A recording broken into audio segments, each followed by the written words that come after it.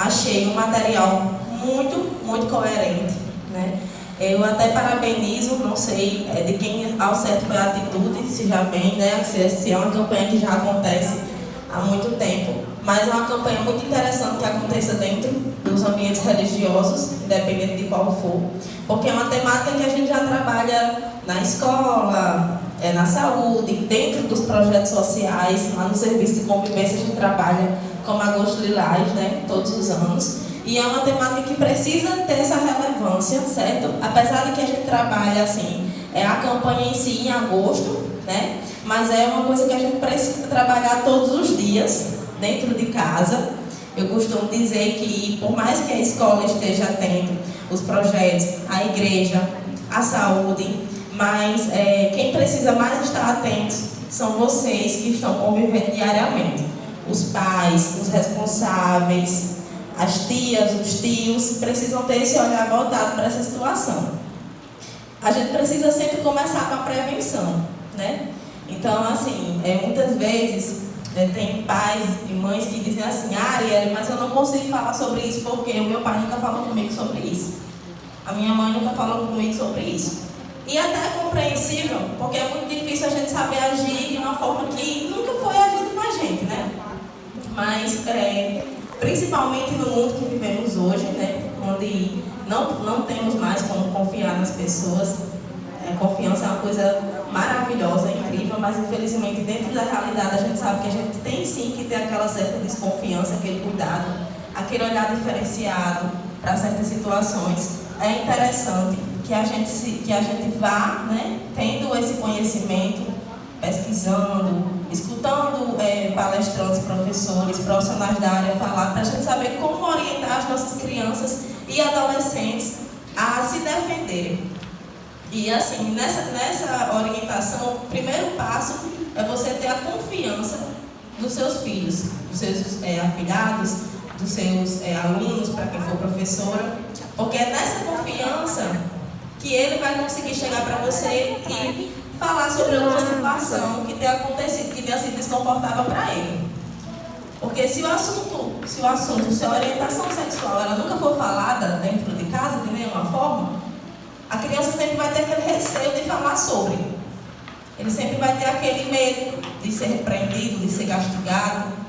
Então isso precisa sim ser falado, ser conversado. Lógico, existem formas, né, adequadas para isso. E mais que isso, a questão de os pais, né, serem amigos dos seus filhos, trazerem cada vez para perto. Acontece bastante de ir lá, né, no serviço de convivência, tanto eu como os orientadores e oficineiros serem chamados para ter conversas com as crianças. Ariel, conversa com ela. Aí eu, tá bom, vou conversar. Mas essa conversa, a minha conversa com o seu filho, não vai fazer com que a sua seja desnecessária. Por mais que a gente converse, mas os pais precisam também ter essa conversa. E a prevenção, e orientar o que é que pode, o que é que não pode, o que é estranho, para que as crianças não percam sua inocência, mas que elas também saibam até onde as pessoas podem ir. Que elas tenham ciência de que o corpinho delas é de autonomia delas e que não é todo mundo que pode chegar perto, que pode encostar. Então essas orientações elas precisam ser constantes. E não somente para as meninas, né? Infelizmente, hoje nós temos um índice de abuso contra crianças, meninos, do sexo masculino muito alto. E só vem crescendo. Infelizmente. Não é uma coisa mais que só nós mulheres estamos submetidas. Obviamente que com nós mulheres o índice ainda é muito maior. Mas os nossos meninos também estão sendo acometidos a esse tipo de violência. Então essa orientação ela também deve partir para o menino. E para o menino também de outra forma. Porque o aprendizado ele vem de criancinha. Ele vem do tamanho desses meninos que estão aqui. Então, os pais e mães de meninos têm que ensinar os meninos a serem homens respeitosos, a entenderem até onde vai os limites. Para que esses meninos de hoje não venham ser futuros abusadores. Né? E também a questão de... eu gosto sempre de falar com exemplos reais. Né? Lá no serviço de convivência, a gente trabalha com criança a partir de 6 anos de idade. E aí vai até a adolescência, até os 17. E idosos, né? 60 anos mais.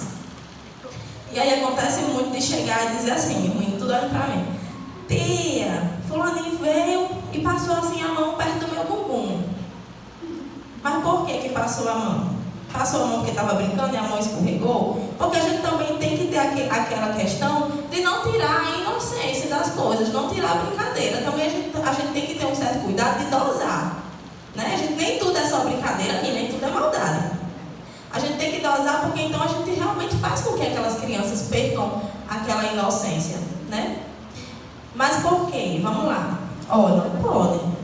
Você está brincando com o coleguinha, você pode pegar na mão, você pode dar um abraço, mas você não pode chegar perto das partes, então você não pode dizer isso, você não pode dizer aquilo. Então essa orientação a gente faz constantemente. Ah, tia, mas eu fiz isso porque fulano veio e fez em mim.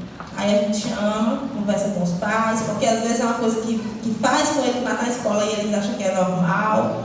Aí chega no serviço, conversa, faz, vai chegar aqui na igreja, vai fazer. Né? E, gente, não é uma fase fácil de se trabalhar. Eu tenho hoje 29 anos de idade e eu costumo dizer que eu percebo uma diferença enorme da minha infância e da minha adolescência para a de hoje. Eu acredito que quem é mãe aqui vai concordar. Então, assim, isso nos atenta cada vez mais a estarmos acompanhando, orientando, certo? Os filhos, os dependentes, para trabalhar essa prevenção. E depois que acontece? Depois que acontece são outros parâmetros. Né? A criança ou adolescente, pós algum tipo de abuso, ela tende a mudar totalmente aquele comportamento. Então, se aquela criança ou aquele adolescente que é extrovertido está mais quieto, está se sentindo intimidado em algum ambiente, seja qual for o ambiente, pode ser aqui, pode ser na escola, pode ser na casa do avô, pode ser no tio, pode ser no vizinho, está percebendo algum desconforto, aquela criança costuma brincar todas as tardes na calçada com os amiguinhos, mas de repente, do nada, ela não quer mais ir. Não está estranho? Não foi uma mudança repentina? Aquela criança adora brincar, mas agora ela está mais quietinha e calada. Está estranho. Fora outras questões, né, que as mães e os responsáveis vão perceber, como na hora de um banho, na hora de um toque, de uma limpeza, de uma higiene pessoal. Mas essas questões de mudança de comportamento, sintomas como isolamento, choro, isso também precisa se atentar. É uma parte que a gente não quer que chegue, mas se acontecer, a chegar, precisam ter medidas. Há medidas cabíveis. Outra situação não é meu filho, não é meu sobrinho, não é meu afilhado, mas eu desconfio que acontece, ou eu detectei que aconteceu. É minha vizinha, mas eu não quero me meter. Eu acho que a gente precisa perder essa individualidade de achar que o problema do outro não é nosso. O problema do outro é nosso, sim. Porque se foi uma pessoa daquele bairro que violentou da vizinha, ela pode violentar do seu filho, da sua filha ou até de você. Então é um problema de todos. Então existe o quê? Redes de apoio e de denúncia, certo? Conselho tutelar, vou falar sobre o nosso município, né? Nós temos um conselho tutelar onde você pode fazer uma ligação e uma denúncia anônima de investigação sobre o caso. Nós temos também o CREAS, certo? Que é onde aqueles direitos já foram violados. Nós temos o CREAS, onde também pode estar fazendo uma ligação, certo? E conectando para fazer uma visita. E se você só desconfia que há indício de que pode acontecer, mas que não aconteceu, existe o CRAS. Tá? Que nós temos 2 CRAs no nosso município. E essa divisão é por território. Nós temos um CRAS 1 e um CRAS 2. Um que fica localizado aqui perto do centro clínico e o outro lá perto do posto JP. Porque quem mora nessa região, para cá, é pelo CRAS 1. E quem mora ali no Bela Vista, Feliz Açul, já é atendido pelo CRAS 2. Meus amores, né? Tá bom? Se for o caso de pessoas adultas, mulheres adultas, nós temos a DEAN, que é a Delegacia Especializada da Mulher. Então, dentro do nosso município, nós temos vários canais de denúncias, onde também, caso vocês não queiram se expor, digamos assim, vocês podem estar realizando uma denúncia se amando. A gente trabalha lá com idosos também no serviço de convivência, e eu tenho idosas que retratam, principalmente nesse período da campanha, né, do Agosto Lilás, que retratam que passaram por isso na infância e que até hoje nunca conseguiram ter uma relação saudável com o seu cônjuge, por o que passou na infância. Porque aquilo ela guardou dentro de si, ela teve medo de falar o que acontecia, de ser repreendida. A gente sabe que antigamente as coisas eram bem mais, esses assuntos eram bem mais restritos. E ela não foi tratada. O trauma dela não foi tratado. Ela não obteve um tratamento adequado, um tratamento psicológico, ela não obteve apoio das pessoas importantes do ciclo dela para que ela superasse esse acontecido. Certo, pessoal? Então, assim, eu sempre costumo dizer, quando a gente trabalha esse tema, o caminho é a prevenção para que não aconteça. O caminho é a prevenção. É o estar orientando, é conversar, é observar. É não achar que isso só acontece na televisão, que isso acontece em outros estados, porque infelizmente, quando eu digo infelizmente é porque é uma realidade cruel e dolorosa. Acontece muito mais do que o que nós imaginamos. E é um índice crescente. Por isso a necessidade de ser trabalhado isso dentro das escolas, dentro da saúde, da educação, dentro dos âmbitos religiosos, que é para que a gente consiga cada vez mais baixar esses números. Para que a gente consiga que as nossas crianças e adolescentes elas vivam suas fases, eles sejam crianças, eles brinquem, eles tenham aquela inocência, que é o mais bonito na criança, né? Que eles não percam isso precocemente, que não passem por traumas que venham a dificultar uma vida inteira. Tá? Então, se alguém tiver alguma pergunta, se alguém quiser fazer uma colocação, deixo a dispor de vocês. Eu nem sei o tempo, nem perguntei. Mas voltando aqui para o material, né? Eu li o material e assim, acho que eu já falei um pouquinho de cada temática do material, mas tem uma parte bem interessante. Tem uma parte bem interessante que é a questão da acolhida. Acolher é de suma importância.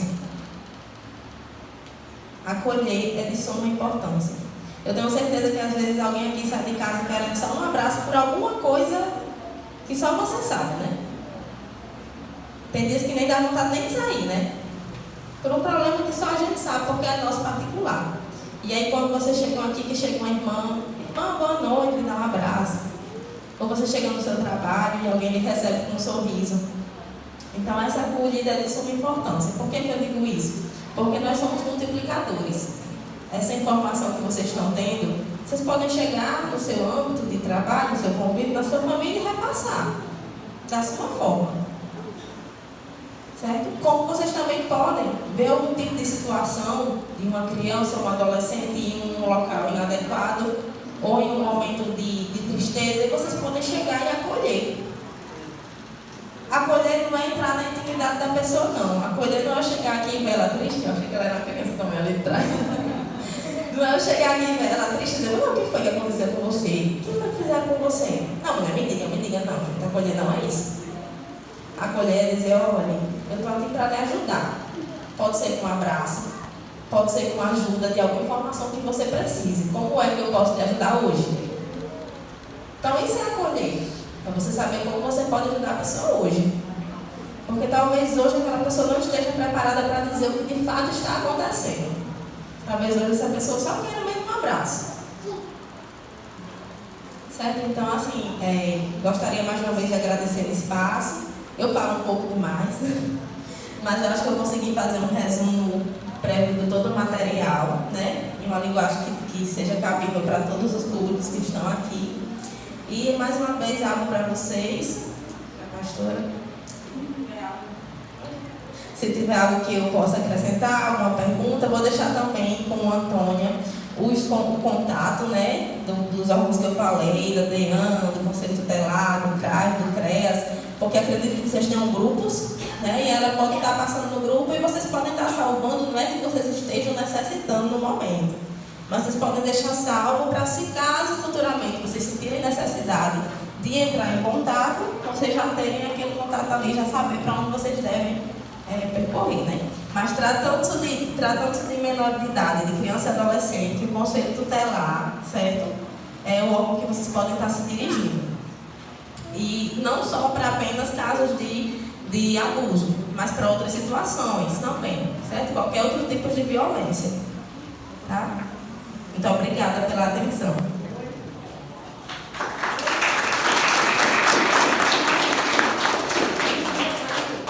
Davi, olha, ela está disponível para responder alguma pergunta, alguma dúvida que você tenha sobre esse conteúdo que ela falou aqui, sobre esse assunto.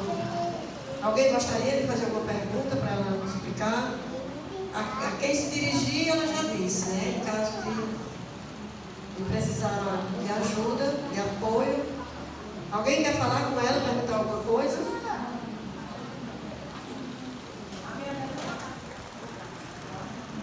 A minha neta de 6 anos chegou perto de mim e disse assim: vó, eu tenho um segredo. Aí eu disse: diga o segredo. Eu disse: jura que não vai dizer a minha mãe? Então eu já dei aquela trava com a mãe, né? Eu disse: sabe o que ela disse? Eu estou gostando do menino na escola. Então, o que eu devo dizer para ela? Essa saia justa aí, mas muita gente está vestindo hoje.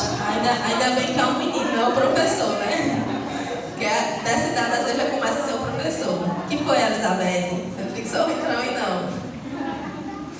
Mas assim, geralmente quando tem um contato assim, né? Quando as avós são presentes, a gente sempre tem aquela coisa de que a avó é acolhida, né? E de que a avó não vai brigar. Então às vezes é mais fácil a gente dizer a avó do que a mãe. É um sentimento normal, né? Esse sentimento de gostar, de achar o menininho interessante, bonitinho. É um sentimento normal. Obviamente que da nossa infância em si, talvez a gente não lembre, mas a gente vai lembrar, né? Da nossa pré-adolescência, como é que isso começa a surgir. Mas é um sentimento inocente até que essa inocência seja cativada. Então o ideal é você se informar com quem é da sua salinha, para saber se tem a mesma idade, né? E tal. E você orientar: olha, é normal a gente gostar do coleguinha, mas esse gostar é uma amizade. É um gostar de amigo, você pode pegar na mão dele, você pode brincar com ele, mas não tem como você gostar dele com outro sentimento, porque você não tem idade para isso. Você é uma criança, você vai viver sua fase de criança. E assim, não de uma forma que vai repreender. Menina, que começa a besta essa menina? Se ela tem idade de gostar de ninguém. Aí pronto, ela não tem conta nunca mais, viu?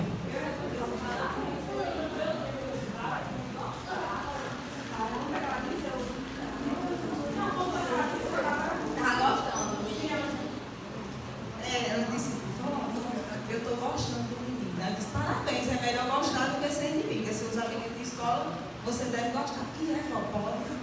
Aí eu sei que na conversa, lá na frente, aí eu falei: beijo. Assim, mas você beija? Ela disse: não, vó, eu sou criança. Aí eu disse: parabéns, você tem que estudar. Agora você não pode pensar em estudar, brincar. Mas não é bem isso. É exatamente aquele gostar inocente, né? Ah, o coleguinha se identificou com o coleguinha da escola, achou bonitinho. Olha, lá próximo da minha casa tem um casal que uma mulher foi morar com um homem, aí o homem ficou com a filha dela com 13 anos. Aí depois disso tudinho, ela viu ele com esse homem. Aí eu estou falando aqui porque eu quero saber, caso o que você acha? A mãe, com a atitude da mãe aceitar um homem que sabe que ficou com a sua filha dentro da casa. Menor de idade, né? 13 anos. E aí essa filha continuou morando com eles. Infelizmente, nessa fala, muito provavelmente, ele continue com as duas, né? Porque se a mãe soube do ocorrido e continuou permanecendo, que aquele homem ficasse dentro do celular com sua filha, então, infelizmente, talvez seja uma situação que continue acontecendo. E assim, pessoal, outra coisa bem interessante é que, assim, às vezes diz assim: ah, porque ela quis. Ah, a menina quer danada demais, é assanhada, foi ela que quis. Até os seus 14 anos, a adolescente, ela não tem domínio sobre si. Ela é responsabilidade dos pais. Recentemente, saiu, né, foi decretado que se caso acontecer em qualquer unidade de saúde de chegar uma adolescente de 14 anos abaixo, grávida, aquela unidade de saúde ela tem que automaticamente detectar o conselho tutelar, porque aquilo ali é crime. Se um menino tiver abaixo de 14 anos também, os pais vão responder por isso. E caso o menino seja maior de 16, ele vai responder por isso. Então eu falo muito isso com os adolescentes lá do serviço de convivência. Mas ela tem 13 anos, ela quis. Não, ela não tem domínio do que é dela, ela não tem uma mentalidade formada para saber o que ela quer ou não. Então, se a adolescente tem 13, 14 anos ou menos, e o menino tem 16, 17, ele vai responder por abuso, caso seja realmente constatado que houve uma relação. Então, nesse caso, se ocorrer alguma, não sei qual é a situação, mas se ocorrer uma denúncia onde essa menina relate o que ela passou, tanto vai responder o parceiro como a mãe, porque a mãe está condizendo com a situação. Chega a ser um absurdo, né? Eu acho que para quem... Eu não sou mãe ainda, mas sou tia, sou madrinha, mas para quem é mãe aqui, chega a ser um absurdo você saber que sua filha é adolescente, pré-adolescente, né? Foi submetida a isso e você ser condizente. Porque se você aceitou ele em casa, é porque você foi condizente com a situação. Chega a ser um absurdo. Saiu agora na mídia, recente, uma situação de uma jovem, acho que ela já tinha 18 anos, que ela sofreu um AVC. E aí ela ficou acamada em casa. Alguém viu? Ninguém viu, né? E aí ela ficou acamada em casa após o AVC, né? A mãe cuidando dela. E o pai dela tinha relações com ela todas as noites. Aquela jovem ali com sua vida, né, paralisada por um problema de saúde, totalmente indefesa, sem nenhuma condição de se defender. O AVC dela foi grave, então ela não conseguia falar. E todas as noites, quando a mãe viu o ato, constatou o que estava acontecendo, né, que chamou a polícia, que os profissionais de saúde, o psicólogo, o fonoaudiólogo, conseguiram ter alguma comunicação com aquela paciente. Ela conseguiu informar que isso acontecia todas as noites. Né? Não sei se a mãe estava trabalhando, se saía para comprar janta, não sei, mas isso acontecia todas as noites. Então, assim, ela não conseguia se defender, ela não conseguia falar, mas ela estava vendo e sentindo o que estava acontecendo. Então, você imagina o que é para uma pessoa dessa, já está vivendo o trauma da doença e ainda ser vítima de uma violência desse tipo. Então, são casos, assim, extremos, horrorosos que acontecem, que simplesmente a gente não pode ver. E outra, gente, isso foi no Rio Grande do Norte, tá? A gente não pode ver essas coisas e pensar que só vai acontecer lá fora. A gente tem que se prevenir, se precaver, orientar, para que não aconteça dentro do nosso lar, dentro da nossa família. E caso venha acontecer, a gente também tem que estar preparado para acolher. Não é o fim do mundo, gente. Não é o fim da vida. É uma coisa horrível, é um trauma, mas não é o fim do mundo, não é o fim da vida. As vítimas, elas precisam ser acolhidas, tratadas. Precisam passar por tratamento psicológico e entenderem que a vida delas não acabou por aquilo ali. A mulher que foi vítima de violência, ela não é menos mulher. Ela foi uma vítima. Ela não é menos mulher que uma mulher que não foi vítima. O menino que é vítima de violência, ele não perdeu sua masculinidade por ser vítima de violência. Existem homens que relatam de terem tido muita confusão a respeito da sua opção sexual por ter sido vítima de violência. Por ter sido violentada ali, eles não sabiam se eles seriam mesmo homens ou se eles teriam outra opção sexual. Então isso confunde demais a cabeça de qualquer ser humano que passa por isso. Dependendo se é... Na vida adulta já não é fácil, imagine se é na infância, né? Então volto a bater na tecla e dizer que o caminho é a prevenção. E para prevenir não adianta a gente esperar só pelos órgãos, pela saúde, pela educação. Tem que começar de dentro de casa. Então, se você é vó, você oriente seus netos. Se você é tia, você oriente os seus sobrinhos. Porque depois que uma coisa dessas acontece, assola toda a família. A estrutura da família inteira ali, ela é balanceada. O vínculo da família acaba quebrando. Tá? Então, mais alguém? Isso foi muito esclarecedor, não foi? Foi muito esclarecedor. Quem gostou, levante a mão. Muito esclarecedor, muito bom. Que tarde proveitosa essa tarde. Que tarde proveitosa essa tarde. Que bom ter trazido essa pessoa aqui tão maravilhosa, né? E quantos aqui estão felizes por conhecer essa pessoa? Amém. Você tem vindo sempre outras vezes. Ela está suadinha, porque aqui está quente. Você não faz ideia como aqui está quente. Um pouquinho de nervosismo também, não deixa de não ter, né? Mas eu me senti muito bem acolhida. Agradeço demais a vocês pela acolhida, pela participação. A acolhida às vezes é só um olhar. Então eu estou falando e tá vendo todo mundo assim olhando para mim, prestando atenção. Eu já me sinto acolhida. Como eu disse no início também, ver os meus menininhos por aqui, né? Meus trabalhadorzinhos. Obrigada. De coração. Faz um coraçãozinho para ela aí. De coração. Muito obrigada. Então, para encerrar, como eu estou vendo que tem outras crianças e adolescentes, eu vou só falar como é o serviço de convivência para caso alguém se interesse, né, de estar colocando os filhos no serviço de convivência. Lá no serviço de convivência e fortalecimento de vínculos, nós trabalhamos com temáticas, certo? Então, todos os meses nós temos nossas temáticas e nós também temos oficinas. Essas oficinas são oficinas de música, de artes, de esporte, né? Nós temos os nossos oficineiros, como também nós temos as equipes que vão para lá também trabalhar com a gente. Recentemente a gente está com uma parceria com a FACESA, com a faculdade. Então, os profissionais da FACESA, dos cursos de Direito, Fisioterapia, Enfermagem, também vão para o serviço de convivência.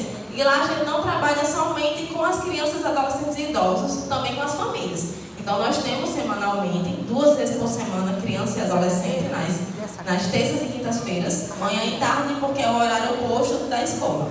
E o idoso nas segundas e quarta-feira. Nós recebemos pontualmente, o prédio fica aqui, na outra lateral aqui do regional, aqui no início do Frutilândia. Nós recebemos lá, nós temos uma rota, né? Nós temos ônibus que passam por determinados bairros fazendo a rota.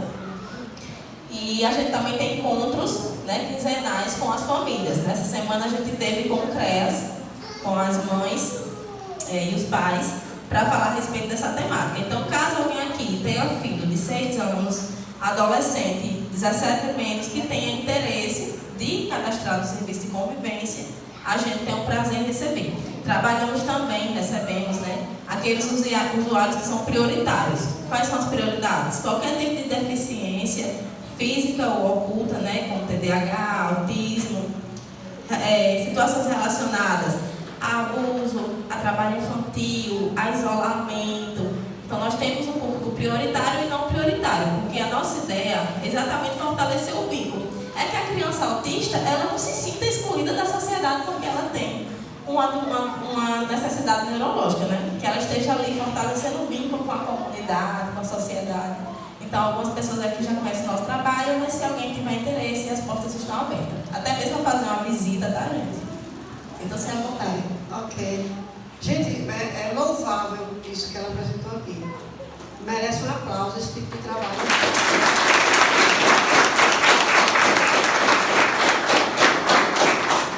Deus gosta disso. Deus gosta disso. Esse é um trabalho comunitário, um trabalho por bem. O transporte, gente, passando pelos bairros, para trazer a pessoa para ser atendida. Isso é bom, não é, gente? É o prédio aqui que chama a maçonaria, é? É o prédio do pessoal chamado Lions. Lions. Isso. É Lions. Por exemplo, José lá do Paraty, ele vai para o serviço convência, né? Quando passa para buscar, para deixar. A gente também serve alimentação. Lá também tem um lanche. Então, Ariela, eu gostaria de incluir o meu filho, mas eu queria saber como é. Então, nas terças ou nas quintas-feiras, se quisermos fazer uma visita, e aí a porta de entrada, onde faz um cadastrozinho, é no CRAE, certo? A única questão que precisa se ter é estar dentro do cadastro único do município. Não é necessário receber o Bolsa Família, basta ter o númerozinho do NIS. Caso não esteja, também é uma coisa muito fácil de se incluir, é dentro do CRAS mesmo. Tá? E aí vocês serão bem-vindos.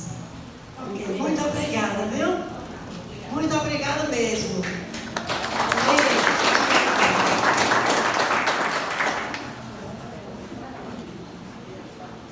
E agora, para fechar, nós vamos ler um texto bíblico e vamos encerrar a nossa programação de hoje para partirmos para a parte do lanche ali fora, certo? Abra sua Bíblia que eu vou ler apenas um versículo. Gente, tudo que eu ia falar na minha palestra, ela já falou, certo? Ela já falou tudo dentro do conteúdo da revista, do nosso projeto Quebrando o Silêncio, que esse ano é em defesa da criança. Tem ano que a gente faz em defesa da mulher, tem ano que a gente faz em defesa do idoso, tem ano que a gente faz em defesa dos deficientes de saúde, de algum tipo de deficiência. E hoje nós estamos, nesse ano, fazendo pela criança. Né? Eu quero ler só um texto bíblico que está em Tiago, capítulo 1, e o versículo 27.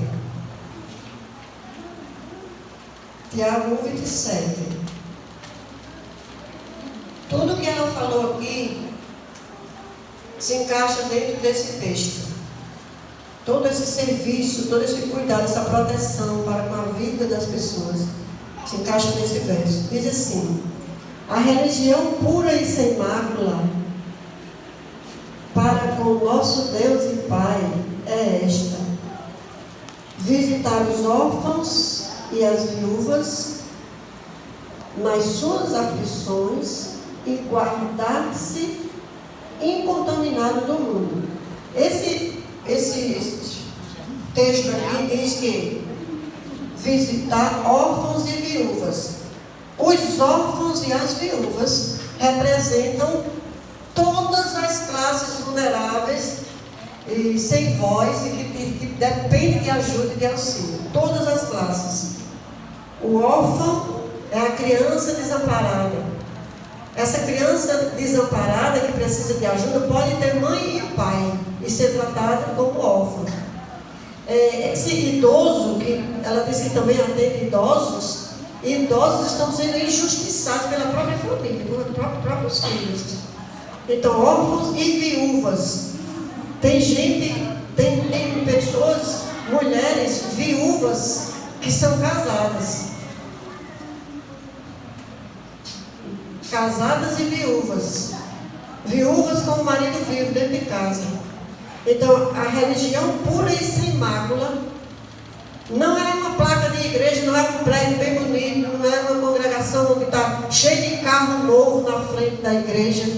A religião pura e sem mácula diante de Deus é a religião que se preocupa com o bem do outro. Amém, gente? Vamos pegar essa causa com toda a nossa força, essa causa de se preocupar com o outro.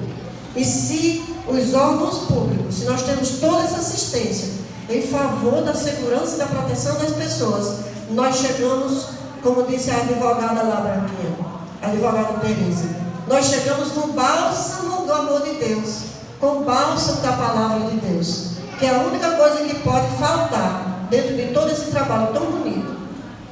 E aí, quando chega a palavra de Deus, aí está completa a receita para o bem e para a segurança de cada pessoa. Deus seja louvado. Muito obrigado pela sua presença. Vamos ficar em pé, vamos encerrar com uma breve oração. Bom Deus, Pai Celestial, nós te agradecemos, Senhor, porque o Senhor nos convidou a estar nesta tarde, todos juntos aqui. Te agradecemos por essas orientações que nós recebemos. Te agradecemos pelo cuidado protetor que o Senhor dispensa a todos nós. E pela Tua palavra, Senhor. Amém. Que possamos usar todas essas informações, todas essas orientações para colocar em prática em nossa vida. E colocar esse texto como o verso que ensina o que é ser cristão. Esse verso ensina o que é ser cristão. Abençoe cada pessoa que veio aqui. E nos nossos próximos encontros, essas pessoas sintam desejo de se juntar a nós, para te buscar cada vez mais, para vivermos juntos nessa rede de apoio, de fortalecimento uns aos outros. Perdoa, Senhor, as nossas falhas. Perdoa.